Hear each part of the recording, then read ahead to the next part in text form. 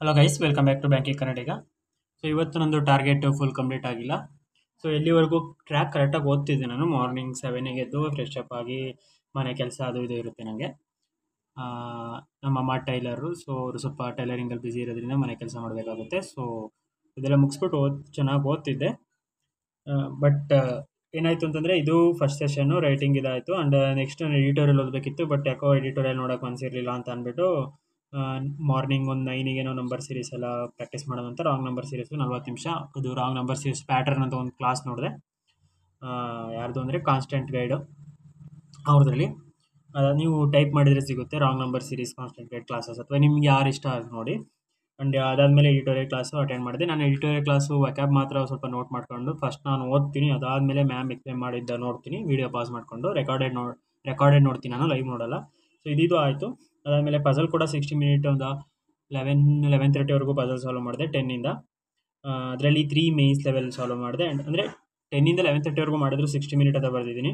ಯಾಕೆಂದರೆ ನಾನು ಆಗಲೇ ಹೇಳಿದ್ನಲ್ಲ, ನಾನು ಎಕ್ಸಾಕ್ಟಾಗಿ ಎಫೆಕ್ಟಿವ್ ಆಗಿ ಓದಿದ್ದು ಮಾತ್ರ ಕನ್ಸಿಡರ್ ಮಾಡ್ತೀನಿ, ಉಳಿದಿದ್ದು ಎಕ್ಸ್ಟ್ರಾ ಕನ್ಸಿಡರ್ ಮಾಡಲ್ಲ.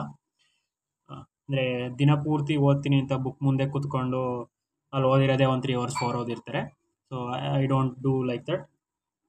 ಸೊ ಇದಾದಮೇಲೆ ಏನಾಯಿತು ಅಂದರೆ 11:30-12 ಅಷ್ಟರೊಳಗೆ ಯೂನಿಯನ್ ಬ್ಯಾಂಕ್, ಎಲ್ಲರಿಗೂ ಗೊತ್ತು ನಾನು Union Bank LBO result wait ಮಾಡ್ತಿದ್ದೀನಿ ಅಂತ ತುಂಬ ಸತಿ ಹೇಳಿದ್ದೀನಿ. ಸೊ ರಿಸಲ್ಟು ರೂಮರ್ಸ್ ಬಂತು, ಅಂದರೆ ಏನೋ ಸಿಬಿಲ್ ಸ್ಕೋರ್ ಬಂದಿದೆ, ಸೆಲೆಕ್ಟೆಡ್ ಆಗಿರೋರಿಗೆ ಸ್ಕೋರ್ ಬಂದಿದೆ, ಆ ಥರ ಈ ಥರ ಅಂತ. ಸೊ ನಂಗೆ ಗೊತ್ತು, ಅಂದರೆ ಲಾಜಿಕಾಗಿ ಥಿಂಕ್ ಮಾಡಿದರೆ ಆ ಥರ ಏನೂ ಇರಲ್ಲ ಅಂತ ಗೊತ್ತು. ಬಟ್ ಆದ್ರೂ ಮೈಂಡಲ್ಲಿ ಕ್ರಾಸ್ ಆಗುತ್ತೆ ಥಾಟು, ಮೇ ಬಿ ಸೆಲೆಕ್ಟೆಡ್ ಕ್ಯಾಂಡಿಡೇಟ್ಸಿಗೆ ಮಾತ್ರ ಆ ಥರ ಮೆಸೇಜ್ ಬಂದಿದೆ ಏನೋ ಆ ಥರ ಅಂತ. ಸೊ ಅದ್ರ ಬಗ್ಗೆ ಹೊರೆ ಆಗಿಬಿಟ್ಟು ಮತ್ತೆ ಮಧ್ಯಾಹ್ನ ಪೂರ್ತಿ ಸಂಜೆವರೆಗೂ ಏನೂ ಓದೋಕ್ಕೆ ಆಗಲಿಲ್ಲ. ಸೊ ಸಂಜೆ ಇವಾಗ ಒಂದು 6ಗೆ ಓದೋಕ್ಕೆ ಕೂತ್ಕೊಂಡು, ಸಂಜೆನೂ ಸ್ವಲ್ಪ ಮನೆ ಕೆಲಸ ಅದು ಇದು ಅಂತ ಇರ್ತವೆ ನನಗೆ, ಅದೆಲ್ಲ ಮುಗಿಸ್ಬಿಟ್ಟು ಓದೋಕ್ಕೆ ಕೂತ್ಕೊಂಡು 6 ಗಂಟೆಯಿಂದ ಇವೆರಡು ಮುಗಿಸಿದ್ದೀನಿ. ಅಂದರೆ ಇದೊಂದು 40 ನಿಮಿಷ, ಇದೊಂದು 30 ನಿಮಿಷ.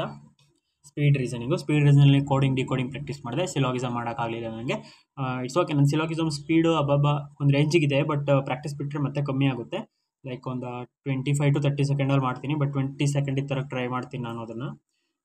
ಡಿಕೋಡಿಂಗ್ ಪ್ರಾಕ್ಟೀಸ್ ಮಾಡಿದೆ. And current affairs 10th 11th ನೋಡಿರಲಿಲ್ಲ, ನಿನ್ನೆ IPL ಮ್ಯಾಚ್ ನೋಡಿಕೊಂಡು ಅಂತ. ಸೊ 10th ನೋಡಿದೆ, 11th ಮತ್ತು ಇವತ್ತು 12th ನೋಡಿಲ್ಲ. ಸೊ ಅದನ್ನು ನಾಳೆ ಕವರ್ ಮಾಡ್ತೀನಿ ನಾನು. ಸೊ ಇದಿಷ್ಟು ನಂದು ಇವತ್ತಿಂದು. ಅಗೈನ್ 3 hours 55 minutes, ಅದೇನೋ ಗೊತ್ತಿಲ್ಲ 3 ಡೇಸಿಂದ, ಅಂದರೆ ಸ್ಟಾರ್ಟ್ ಆಗಿ 4 ದಿನ ಆಯಿತು. ಫಸ್ಟ್ ಟೈಮ್ ಮಾತ್ರ 4 ಅವರ್ ಹೋಗಿದ್ದು, ಅದಾದಮೇಲೆ ಏನೇನೋ ರೀಸನ್ ಬರುತ್ತೆ. ಸೊ ಇವತ್ತೂ ಅಷ್ಟು ರೀಚ್ ಮಾಡೋಕ್ಕಾಗಿಲ್ಲ. ನನ್ನ ಟಾರ್ಗೆಟ್ ಇರೋದು ಅಟ್ಲೀಸ್ಟ್ 6 hour ರೀಚ್ ಮಾಡಬೇಕು ಅಂತ ಅಂದ್ಕೊಂಡಿದ್ದೆ ಇವತ್ತು. ಸೊ ನೀವು ರೀಚ್ ಮಾಡಿದ್ರೆ ಅನ್ಕೋತೀನಿ. ಸೊ ನಾಳೆದು ಟು ಡೂ ಲಿಸ್ಟ್ ಕೊಡ್ತೀನಿ. ಸೊ ಇದು ನಿನ್ನೆದು ನಂದು ಯಾವುದಾಗಿದೆ ಅಂತ. ಸೊ ಇದು 4 ಆಗಿತ್ತು. ಇಲ್ಲಿ 11th CA ನಾನು ಇವತ್ತಿಂದು CA ಕವರ್ ಮಾಡೋಕ್ಕಾಗಿಲ್ಲ, ನೆನ್ನೆದು ಕವರ್ ಮಾಡಿದೆ. ಅಂದರೆ ಕವರ್ ಅಂದರೆ ನಾನು ಬಯಟ್ ಮಾಡೋದು ಕಲಿಯೋದು ಆ ಥರ ಮಾಡ್ತಿಲ್ಲ, ಜಸ್ಟ್ ಕ್ಲಾಸ್ ನೋಡ್ತೀನಿ. ಮತ್ತು ಅವ್ರದ್ದು ಟೆಲಿಗ್ರಾಮ್ ಚಾನಲ್ ಜಾಯ್ನ್ ಆಗಿದ್ದೀನಿ, ಪರ್ಚಮ್ ಕ್ಲಾಸಸ್ಸು. ಅಲ್ಲಿ ಅವರು ಡೈಲಿ CA ಕ್ಲಾಸಸ್ಸು ಒಂದು 5 ಕ್ವಿಝ್ ಹಾಕ್ತಾರೆ. ಸೊ 5 ಕ್ವಿಝ್ ಅಟೆಂಡ್ ಮಾಡ್ತೀನಿ, ಆ್ಯಂಡ್ ಕ್ವಿಝ್ ರಿಲೇಟೆಡ್ ಓದ್ತೀನಿ ಅಷ್ಟೇ.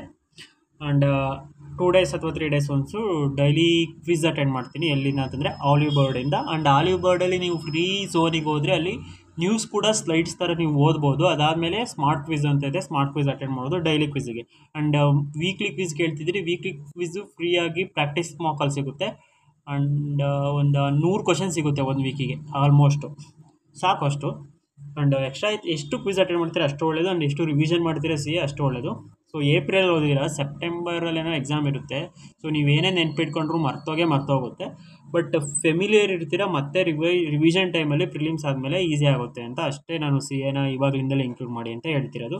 ತುಂಬ ಜನ ಪ್ರಿಲಿಮ್ಸ್ ಎಕ್ಸಾಮ್ ಆದಮೇಲೆ CA ಓದೋಕ್ಕೆ ಸ್ಟಾರ್ಟ್ ಮಾಡ್ತಾರೆ, ಆ್ಯಂಡ್ ಅವ್ರು ಕ್ಲಿಯರ್ ಕೂಡ ಮಾಡಿರ್ತಾರೆ.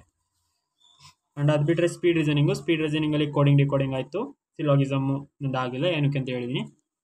ಆ್ಯಂಡ್ ನಾಳೆಗೆ ಇದು ಪರ್ಸೆಂಟೇಜ್ ಸ್ಕ್ವೇರು ಬರೀರಿ, ನಿಮಗೆ ಎಷ್ಟು ಗೊತ್ತಿದ್ರೂ ಒಂದ್ಸಲ ಬರೀರಿ. ಎಡಿಟೋರಿಯಲ್ ವಕ್ಯಾಬು 5 ವಕ್ಯಾಬ್ಸ್ ಹೇಗೆ ಅಂತ ಹೇಳಿದ್ದೀನಿ, ಬಯಟ್ ಮಾಡೋಕ್ಕೆ ಹೋಗಬೇಡಿ. ಆ್ಯಂಡ್ ಸ್ಪೀಡ್ ಮ್ಯಾಥ್ಸಲ್ಲಿ ರಾಂಗ್ ನಂಬರ್ ಸೀರೀಸ್ನ ಕಂಟಿನ್ಯೂ ಮಾಡೋಣ. ಯಾಕೆಂದರೆ ಒಬ್ಬರು ರಾಂಗ್ ನಂಬರ್ ಸೀರೀಸ್ನ ಬಿಡಕ್ಕೆ ಹೋಗಬೇಡಿ. ನಿಮ್ಮ ಶಿಫ್ಟಲ್ಲಿ ಏನಾದರೂ ರಾಂಗ್ ನಂಬರೇ 5 ಬಂದಿದ್ರೆ ಆಮೇಲೆ 5ನೂ ನೀವು ಸ್ಕಿಪ್ ಮಾಡಬೇಕಾಗುತ್ತೆ, ಅಥವಾ ಟೈಮ್ ಜಾಸ್ತಿ ತೊಗೋತೀರಾ. That's too unhealthy to skip this wrong number series. So wrong number series ನಂದು ವೀಕ್ ಇದೆ, ಪ್ರಾಕ್ಟೀಸ್ ಮಾಡೋಣ. ಅದಕ್ಕೆ ನಾನು ಇವತ್ತು ಕೂಡ ರಾಂಗ್ ನಂಬರ್ ಸೀರೀಸೇ ಇಟ್ಟಿದ್ದೀನಿ. ಪಜಲ್ ಮಂತ್ ಬೇಸ್ ಮಾಡಬೇಕು ಅಂತ ಇದ್ದೀನಿ, ನೀವು ನಿಮ್ಮಿಷ್ಟ ಯಾವುದಾದ್ರೂ ಮಾಡಿ. ಆ್ಯಂಡ್ ಸರ್ಕ್ಯುಲರ್ ಅರೇಂಜ್ಮೆಂಟು ಸಿಟ್ಟಿಂಗ್ ಅರೇಂಜ್ಮೆಂಟಲ್ಲಿ ಮಾಡೋಣ ಅಂತ ಇದ್ದೀನಿ. ಆ್ಯಂಡ್ ಮಿನಿಮಮ್ 10 ಇದು, ಅಂದರೆ 10 ಮಾಡಿ ಅಂತ 2ರಿಂದ.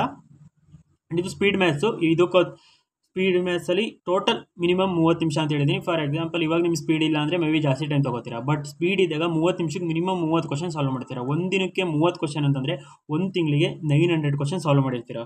ಸೊ ನಿಮ್ಮ ಪ್ರಿಪ್ರೇಷನ್ ಮುಗಿಯೋಷ್ಟೊಳಗೆ ನಿಮ್ಮ ಒಂದು 3,000-4,000 ಕ್ವಶನ್ ಆಗಿರ್ತವೆ. ಸೊ ಡೋಂಟ್ ಒಂದೇ ದಿನದಲ್ಲಿ 100 ಮಾಡ್ತೀನಿ 150 ಮಾಡ್ತೀನಿ ಅಂತ ಓವರ್ ಪುಷ್ ಮಾಡೋಕ್ಕೆ ಹೋಗಬೇಡಿ. ಅಥವಾ ನಿಮ್ಮ ಇಷ್ಟ, ನೀವು ಮಾಡೋದಿದೆ ಮಾಡಿ. And daily C L 11th and 12th ನಾಳೆದು ಮತ್ತು ಇವತ್ತಿನ ಕವರ್ ಆಗಿಲ್ಲ. ಸೊ ಅದಕ್ಕೆ ಡೇಟ್ ಹಾಕಿದ್ದೀನಿ. ನಿಮ್ಮದು ಕವರ್ ಆಗಿದ್ರೆ ನಾಟ್ ನೆಸೆಸರಿ, 12th ಮಾತ್ರ ನೋಡಿ. ಆ್ಯಂಡ್ ಅರ್ಥಮೆಟಿಕಲ್ಲಿ percentage questions with timer solve ಮಾಡೋಣ. ಯಾಕೆಂದರೆ ನಾಳೆ 5ನೇ ದಿನ ಅರ್ಥಮೆಟಿಕ್ ಕೊಡ್ತಿರೋದು ಪರ್ಸೆಂಟೇಜ್ ಲೆಸನ್ಗೆ. ಸೊ ಸ್ಲೋ ಆಗಿದ್ದೀವಿ ಅಂತ ಅನ್ಕೋಬೋದು. ಬಟ್ ನನ್ನ ಒಪಿನಿಯನ್ ಏನು ಅಂದರೆ ಅರ್ಥಮೆಟಿಕಲಿ ನಾವು ಕಾನ್ಸೆಪ್ಟ್ ಎಷ್ಟು ಅರ್ಥ ಮಾಡ್ಕೋತೀವಿ ಅದು important, not the time we take for that particular chapter. So ನಮ್ಮ ಮೈನ್ಸಿಗೆ ಓದ್ತಿರೋರು, ನಾನು ಮೈನ್ಸಿಗೆ ಇನ್ನೂ ಪ್ರಿಪೇರ್ ಆಗ್ತಿಲ್ಲ. ಬಟ್ ಪಜಲ್ ಮಾತ್ರ ಸಾಲ್ವ್ ಮಾಡಬೇಕಿದ್ರೆ ನಂಗೆ ಟೈಮ್ ಉಳಿಯುತ್ತೆ. ಅಂದರೆ ಬೇಗ ಸಾಲ್ವ್ ಮಾಡ್ತೀನಿ 10 ಪ್ರಿಲಿಮ್ಸ್ ಲೆವೆಲ್ಲು. ಸೊ ಅದಕ್ಕೋಸ್ಕರ 3-2 ಪಜಲ್ ಇನ್ಕ್ಲೂಡ್ ಮಾಡ್ತಿದ್ದೀನಿ. ಬಟ್ ಕ್ವಾಂಟಿಗೆ ಇನ್ನೂ ಇಳಿದಿಲ್ಲ ಮೈನ್ಸಿಗೆ. ಆ್ಯಂಡ್ ಪಜಲ್ಸು ಫ್ಲೋರ್ ಆ್ಯಂಡ್ ಫ್ಲಾಟೇ ಕಂಟಿನ್ಯೂ ಮಾಡಿ 2 to 3. ಏಕೆಂದರೆ ಫ್ಲೋರ್ ಆ್ಯಂಡ್ ಫ್ಲಾಟ್ ಆಲ್ಮೋಸ್ಟ್ ಕಾಣಕ್ಕೆ ಸಿಗುತ್ತೆ. ಆ್ಯಂಡ್ ತುಂಬ ಜನ ಡಿಫಿಕಲ್ಟಿ ಫೀಲ್ ಮಾಡ್ತೀರಾ. ಸೊ ಎಷ್ಟು ಪ್ರಾಕ್ಟೀಸ್ ಮಾಡ್ತೀರಾ ಅಷ್ಟು ಒಳ್ಳೆಯದು. ಆ್ಯಂಡ್ DIದು ಪ್ರೀವಿಯಸ್ ಇಯರ್ ಸಜೆಸ್ಟ್ ಮಾಡ್ತಿದ್ದೀನಿ. ಯಾಕೆಂದರೆ ನಾನು ಕ್ವಾಂಟಲ್ ವೀಕ್ ಇರೋದ್ರಿಂದ ನಾನು ಪ್ರೀವಿಯಸ್ ಇಯರ್ ಜಾಸ್ತಿ ಕ್ವಶನ್ಸ್ನ ಫೋಕಸ್ ಮಾಡೋದು. ನಾನು ಓದೋದಿದ್ದರೆ ಏನು ಓದ್ತಿದ್ದೆ ಮೈನ್ಸಿಗೆ ಅದನ್ನು ನಾನು ಹೇಳ್ಕೊಟ್ಟಿರೋದು. ಆ್ಯಂಡ್ ಕ್ರಿಟಿಕಲ್ ರೀಸನಿಂಗ್ ತುಂಬ ಜನ ಅವಾಯ್ಡ್ ಮಾಡ್ತಾರೆ. Don't avoid critical reasoning. At least 5 ಕ್ವಶನ್ನ ಪ್ರಾಕ್ಟೀಸ್ ಮಾಡಿ. ಮೊನ್ನೆ ಕ್ಲಾಸ್ ನೋಡಿದ್ದೀರಾ ಅನ್ಕೋತೀನಿ ಕ್ರಿಟಿಕಲ್ ರೀಸನಿಂಗ್ದು. ಸೊ ನೆಕ್ಸ್ಟ್ ಇನ್ನು ಕ್ವಶನ್ ಪ್ರಾಕ್ಟೀಸ್ ಅಷ್ಟೇ. ಆ್ಯಂಡ್ ಪ್ರೀ ಸೆಕ್ಷನಲ್ ಮಾರ್ಕ್ ಕೊಡಿ ರೀಸನಿಂಗು. ಮೈನ್ಸಲ್ಲಿ ಒಂದು 45-50 ಬರ್ತಿದೆ RRB POದಲ್ಲಿ ಮಾರ್ಕು ನಿಮ್ಮದು ಅಂತಂದರೆ sectional mark is enough for ನಾವು. ಆ್ಯಂಡ್ ಅದಾದಮೇಲೆ ಏಪ್ರಿಲ್ ಫಸ್ಟ್ ವೀಕ್ಸ್ ಏನೇ ಕಂಟಿನ್ಯೂ ಮಾಡ್ತಾ ಹೋಗಿ ಎಷ್ಟು ಓದಿದ್ರೆ ಅಲ್ಲಿಂದ ಏನೇನು ಟಾಪಿಕ್ ಕವರ್ ಮಾಡಬೇಕಂದ್ರೆ national affairs, international affairs, banking awareness and economic ಅಷ್ಟು ಕವರ್ ಮಾಡಿ. ಆ್ಯಂಡ್ ಇಂಪಾರ್ಟೆಂಟ್ ಡೇಸು ನಿಮಗೆ ಇಂಪಾರ್ಟೆಂಟ್ ಅನ್ಸೋದನ್ನ ನೆನ್ಪಿಟ್ಕೊಳ್ಳೋಕೆ ಟ್ರೈ ಮಾಡಿ. ಲಾಸ್ಟ್ ಇಯರು B-Day ಕೇಳಿದರು. ಈ ವರ್ಷ ಯಾವ್ದು ಕೇಳ್ತಾರೆ ಅಂತ ಗೊತ್ತಿಲ್ಲ. ಯಾಕೆಂದರೆ ತಿಂಗಳಿಗೆ 30 ದಿನ ಅಂದರೆ 30 ದಿನವೂ ಏನೇನೋ ಒಂದು ಸೆಲೆಬ್ರೇಷನ್ ಇರುತ್ತೆ ನಮಗೆ. ಸೊ ಇದಿಷ್ಟ ಈ ವಿಡಿಯೋಗೆ. Thank you for watching. And ಇದನ್ನು ನಾನು ಟೆಲಿಗ್ರಾಮಲ್ಲಿ ಫೋಟೋ ಕೂಡ ಹಾಕ್ತೀನಿ.